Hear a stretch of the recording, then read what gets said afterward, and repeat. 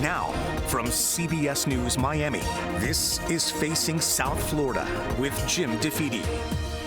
Good morning, everyone. I'm Elliot Rodriguez. Welcome to Facing South Florida. Jim DeFede is off this week. Big developments in immigration policy after Title 42, which kept undocumented migrants out of the country, expired. Governor Ron DeSantis signed a strict new immigration law with tough requirements and penalties for migrants and employers. I'll speak with two immigration advocates this morning. The first one is Vanessa Joseph, an immigration attorney in North Miami who works with Haitian migrants fleeing violence and the lack of economic opportunities in their country. The reaction by Haitians and the Haitian community at large, Haitian Americans included, Americans of Haitian descent, is that there is yet again another attack on Black immigrants, and more specifically in this case, Haitian immigrants, are really looking at these policies, these laws, and asking themselves, well, what is it about us?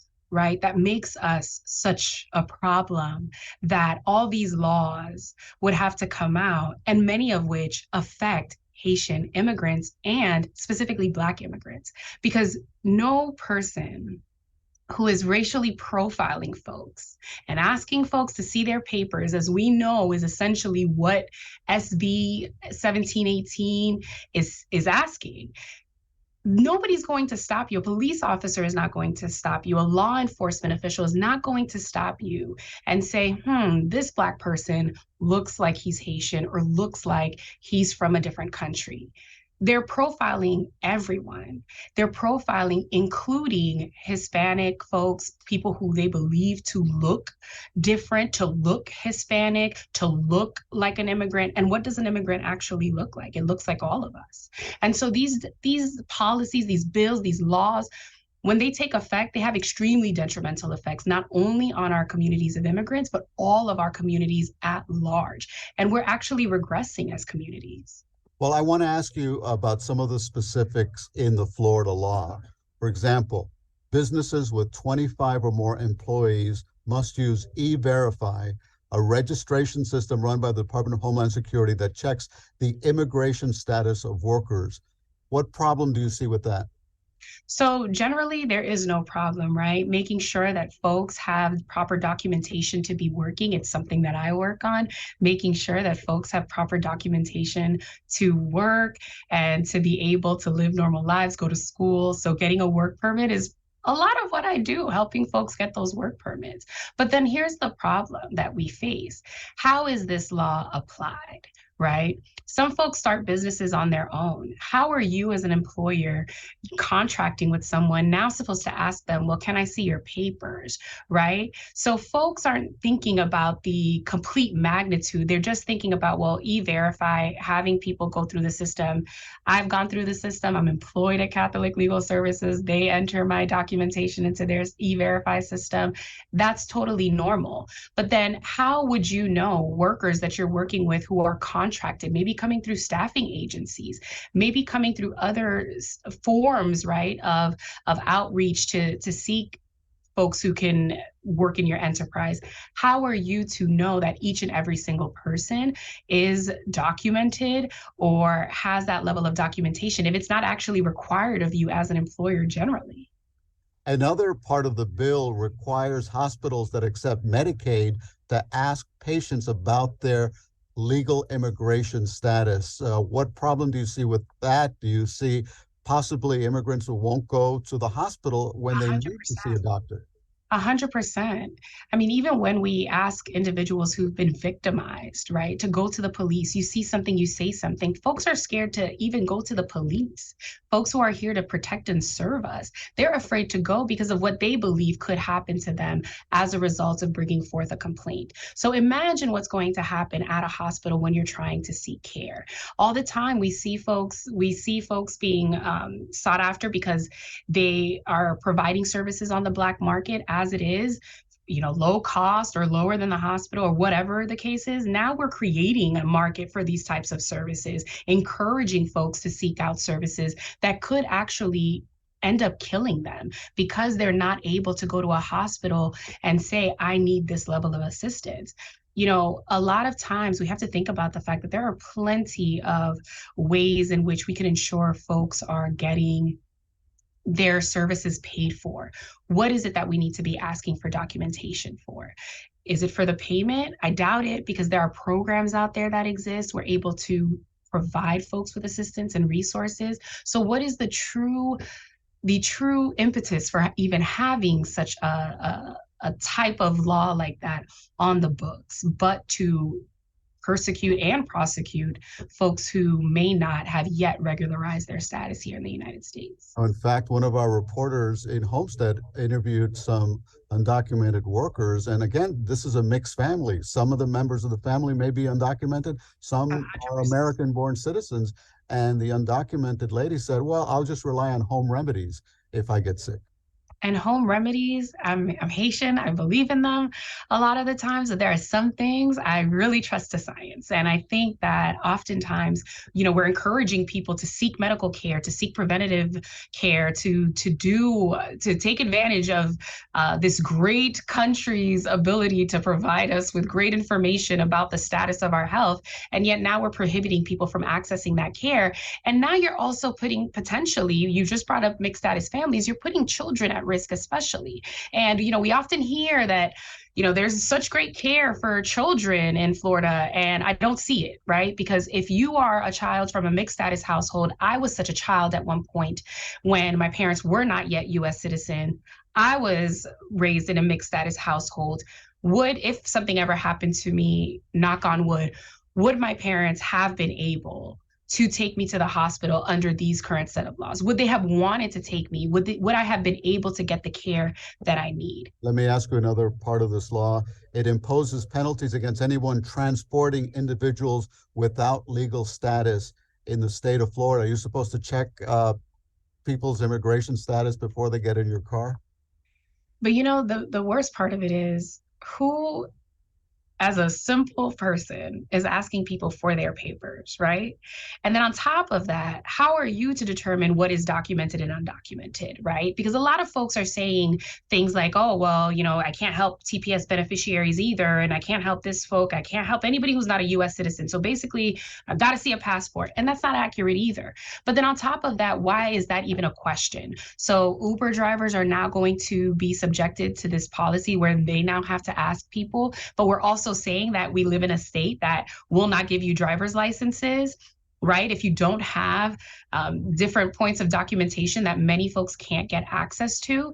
And yet we want to create safer streets. And so we often find that these laws are actually incompatible with the different other laws that exist and the reasons why those other laws exist or don't exist. It's for the protection of people. But how are people protected if they're not driving with licenses and thereby being insured? Let me ask you about another provision in this new law that goes into effect July 1st in Florida. It allocates $12 million to continue something called the Unauthorized Alien Transport Program to relocate undocumented immigrants to sanctuary cities. We've seen this. We've seen immigrants being flown from Texas to Washington, D.C., to New York and Massachusetts. I'm thinking, if you are not allowed to transport undocumented individuals into the state of Florida, why would the state of Florida be allowed to transport undocumented individuals from one state to another? Great question. And I feel like there are some folks missing on this interview, so we can ask just that very question. Why do we think it is okay to forcibly remove people from their communities, from the places that they feel comfortable? And why would we ever imagine that that is a wise way to spend our tax dollars? I mean, I struggle because I look at people every single day who are losing their homes, who cannot afford the rents in the communities that they grew up in. Students are going and traveling for college, and many can't come back or don't want to come back to Florida. Well, I'm from Miami, so don't want to come back to Miami because of how expensive things are. And yet we've decided that we're going to use this amount of money, maybe a drop in a bucket for them, but a really significant amount of money for our communities to use to provide important services that folks need. We've divested resources. We've divested money from resources for mental health assistance. But we see this as a proper use of our money. And I just don't think that people really believe that. And I'm not sure why we've agreed to take that on, because that can't possibly be a proper use of our money. When we come back, we'll continue our conversation on immigration with Ana Sofia Peláez, a co-founder of the Miami Freedom Project.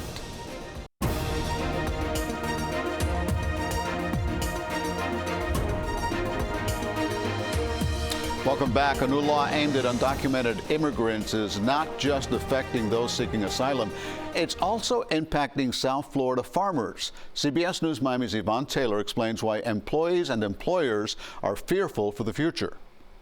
Who is going to do this job here? That's what a farmer who's been in the industry for 4 decades asked CBS News Miami, and this is a man who considers himself a supporter of Governor Ron DeSantis, but not the new law.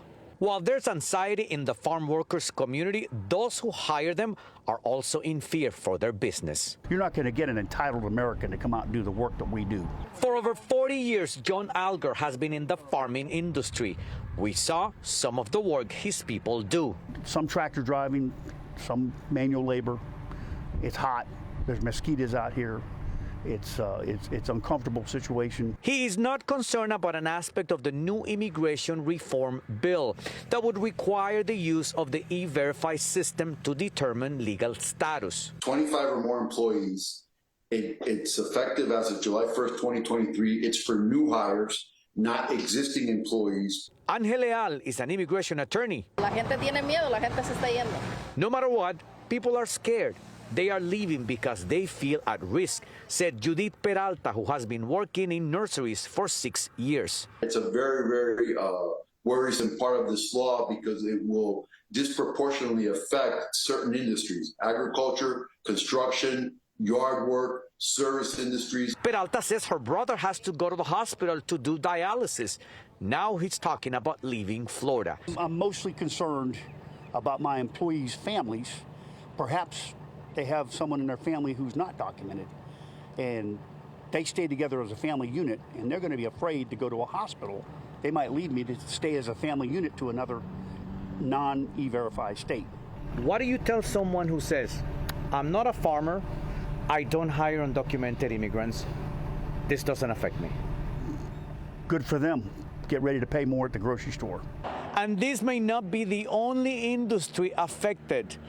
We're already getting calls from construction workers and those who employ them. The law goes into effect July 1st. In Homestead, Yvonne Taylor, CBS News, Miami. All right, more on immigration now. Ana Sofia Peláez is the co-founder of the Miami Freedom Project. She told me the new law is aimed at terrorizing immigrants, and she's specifically calling out Republican Cuban-American lawmakers, who she says have turned their backs on their own immigrant backgrounds. Ana Sofia, thank you for joining us on the show. Thank you. Thank you for having me. The reason I wanted to have you on the show is because of something you said during a news conference outside the Freedom Tower after the governor signed the new immigration bill that goes into effect in Florida July 1st. And you said that Cuban-American Republicans in Tallahassee who voted in favor of this new law should be ashamed of themselves. And that got my attention. Let me ask you why you said that. I think immigration reform, wherever Cuban Americans have landed on the political spectrum, has always been something that we've been able to come together around. It's always been a bipartisan issue. You didn't have to look for a party affiliation. You only had to look for the last name to know that there was a likelihood that they were going to be in support of immigrant rights, immigrant reform. Congresswoman Ileana Ros-Lehtinen, I think, is the example that we all look to. And there was a grace in that. There was a recognition that we had been through a very difficult situation and that the benefits that were afforded to us through the immigration policy that was very specific to Cubans through the Cuban Adjustment Act had given us an opportunity that we had taken every advantage of through work and heartbreak, but that we were unique in that, and that our work, our responsibility because of that was to extend that help for others, to be that voice for other immigrant communities. And in recent years, we've seen some, not all, in our community pull away from that And I think it's a real loss. I think it's a loss for ourselves, for our own identity, for an understanding of our own history and the value of that story, but then also for the larger immigrant rights movement. Because we are that proof of concept. We are that proof that shows if you give people what they need, not only to come to a country, but to settle and to access the support they need to thrive in it and to really contribute and to begin to be part of the country that they have sought refuge in. That there's an infinite reward that you receive from it, and that the proof of that was Miami. And we have to be always ready to extend and to be that voice that extends that help to others. Well, did you make an effort to take that message to Cuban American lawmakers in Tallahassee?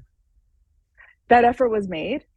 Those weren't conversations that I was a part of. I think it was part of a larger advocacy effort that I was involved in and had that awareness of. And those conversations were had. I can't speak to why they made those decisions. I can speak to what their vote was. And that's the record we have. It wasn't uniform. There was some crossing of party lines. I think we had a representative, Vicky Lopez, who made that choice. There were other Latinos who spoke out against this immigration bill nationally. It's an important issue. There's not one way to respond to it, but I think in having so many Cuban American elected leaders who did vote in favor of it in the end, I think is really shows that we've moved away from a position that we should have, a space that we should have never left, that we need to remain committed to. You're saying that these lawmakers voted in favor of this bill, which has been called draconian and mean-spirited by immigration advocates like yourself, have forgotten their roots, forgot that maybe they didn't come from another country, but their parents, their ancestors certainly did. I think I was born and raised in this country, and I think part of our understanding of where our families come from is that story. And we're all raised on those stories of what I came with, who and what I encountered, who helped me. And as a child, you always want to identify with the person who did help them process paperwork, who did indicate a job that they could have, that could kind of start getting them back to recovery, back to, it was able to kind of access the ground underneath them after having a cataclysmic experience of having to leave their country. You wanted to be that person. You felt the responsibility to be that person for others. And I think to not be that person, to not only not help, but to harm in some way, to put those limitations on people who are just coming out of a difficult, disastrous, cataclysmic situation that should resonate with us and with our own personal histories, and to put these limitations on them and to mischaracterize them in some way, because so many of these measures that we've seen passed are arbitrary. There doesn't seem to be a through line or a sense. It's really miscasting an immigrant who, just by his own presence here, by their own presence here, not being documented, being in some way criminal. How much of this law do you think is political theater? How much of it do you think is a governor who has his sights set on a presidential race and a campaign and saying, look at me, I'm tough on immigration? And we do have an immigration crisis right now at the southern border. I think both parties would admit to that. So how much of this is real and how much of this is political theater? I can't speak to the governor's motivations, but when you see these laws passed that aren't a true reflection of who we are, what we've been able to accomplish, I think most people would look at South Florida, would look at the immigrant communities that have come here as a success story. And many of them are supporters of the governor. And I don't believe that this represents their interests. I don't think it represents our business interests. I don't think it represents our sense of, as a whole community that is trying to move through this crisis. We have seen an elevated number of Cubans and Venezuelans and Nicaraguans who are coming to South Florida. They want to be with their families. They want to be with their community. They want to be able to immediately engage with a culture that is in some way recognizable to them, whatever loss they may have just experienced. They're not going to stop coming here. And many of the people, the families, the friends who are receiving them, they are citizens. They are people who have established residencies. They are business owners. They are our teachers. They are our doctors. They're the ones who are being asked to in some way live apart and in some way not be fully committed to and able to help their family, their friends access the resources that they receive and they need to extend to the people that they feel responsible for. The bottom line here is that the system, the immigration system, is broken and there seems to be no political will to fix it. Do you think that you see any evidence of that changing? I think when we think about immigration as being politicized in this way, there is that need is there. That at the end of the day, it shouldn't be about who's your governor, what state you're in. Are you in a red state or are you in a blue state? It should be about having a pathway to citizenship. It should be about having a humane process for welcoming people into this country and having the authority to embody that process from the very beginning. If someone has an asylum case to make, they should be able to make it. And if someone is through that process and is ready to settle in a community, then they should be welcome. Up next on Facing South Florida, speaking up about the dangers of skin cancer. Welcome back. With more than 5 million skin cancer cases diagnosed every year in the United States, it's the most common form of cancer. Part of the mission during Skin Cancer Awareness Month is to speak up about the dangers of skin cancer and provide information that could save lives. With that in mind, CBS News Miami's Maribel Rodriguez is sharing the story of her own skin cancer diagnosis. How'd we do this week? Much better today. Did much better today? But getting better wasn't as simple as answering that question. It was not an easy process. I became depressed looking at myself in the mirror with a big scar across my face, and that was my main concern. What am I going to look like? The tsunami of emotions and thoughts brought on several months ago after receiving the news no one wants to hear. I had skin cancer. It all started when I noticed this tiny bump on my face. It had no texture, no different coloring, but it wouldn't go away. And that's when I knew something wasn't right.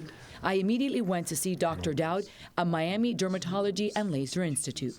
You had the most common cancer to not only affect the skin, but to affect people, period. It's called a basal cell skin cancer or basal cell carcinoma. I was so surprised when I got the outcome because it was something that was so tiny, and when they said you have skin cancer, I was like, what? Basal cells tend to be very slow growing, but they've got nothing better to do but that, grow. And if they grow for long enough, they can get down into the fat underneath our skin, the muscle, the bone, very, very, very, very, very rarely. And unfortunately, I've seen this, they can actually spread through the body. Thankfully, I went just in time. And although it looked small on the outside, it had spread on the inside. Dr. Dow determined the Mohs procedure was the best option. It's named after the surgeon who made the technique. And what it allows us to do is look circumferentially around the tissue as well as deep into it to make sure that there are no skin cancer cells left. Fortunately, every cell was removed, but I was left with this. As we discussed, that first week out, especially when that bandage comes off, it can be a little alarming. But like I told you, this is a healing process. And so the healing process began.